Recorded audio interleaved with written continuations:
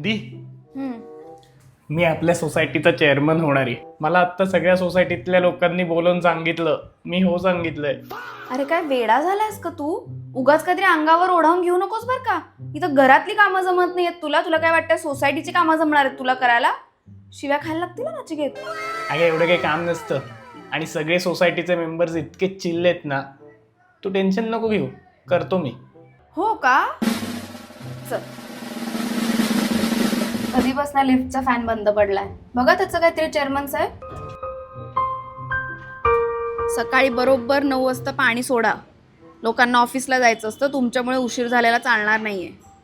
अहो चेअरमन साहेब, ही भिंत पडून किती दिवस झाली आहेत. तुम्ही ते कधी कोऑर्डिनेट करणार आहात, कधी बांधून घेणार आहात? आयला फारच जबाबदारीची कामं आहेत ग. जाऊ दे, मी नाहीच होत चेअरमन.